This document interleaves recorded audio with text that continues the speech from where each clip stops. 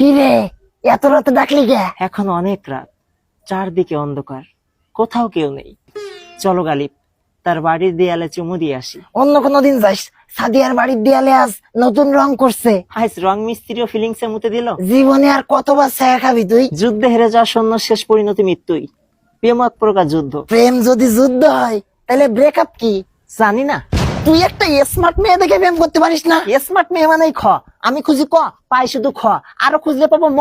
কেন তোর বন্ধু বান্ধবরা বলতে পারিস না তোর জন্য একটা ভালো দেখে মেয়ে খুঁজে দিতে? এক বাঙালি আর এক বাঙালি রে একমাত্র নামাজের কাতারে ছাড়া অন্য কোথাও সামনে যেতে দেয় না।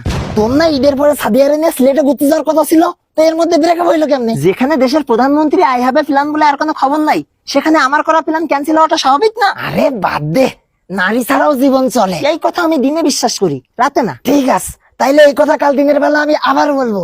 ভাই ফাইজলামিরও কিন্তু একটা সীমা আছে। ফাইজলামিরও একটা সীমা আছে, কিন্তু আমার কেউ নেই। কষ্ট পাইস না, কোন এক লুচ্চা কবি জানি কইছিল, যার কেউ নেই তার হাত আছে। হাতের তো একটা জীবন আছে, আর কতদিন? মায়া মানুষ কসম কেটেও মিথ্যা বলে। নেতার দেওয়া ভাষণ আর প্রেমে দেওয়া কসম কোনোটাই সত্যি হয় না। ঠিক, এখনকার মেয়েদের ভালোবাসা মানে জান তুমি আমার আর আমি গোটা পৌরসভার। তাই বলে কিন্তু আবার সব মেয়ে এক না, কিছু মেয়ে লয়ালও হয়ে থাকে। যেমন যেমন ধরো সাদিয়া। এজন্যই তো তোর মুখে মুতে দিয়ে চলে গেছে। মালিককে দিয়ে দুবেলা হ্যান্ডেল মারাচ্ছিস, তো নরকেও স্থান হবে না কালীপদ।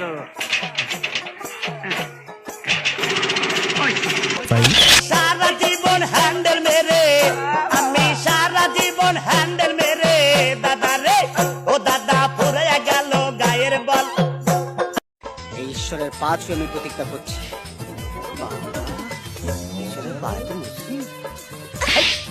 আমি দিনের বেলা ছোঁয়াছুঁই খেলি না।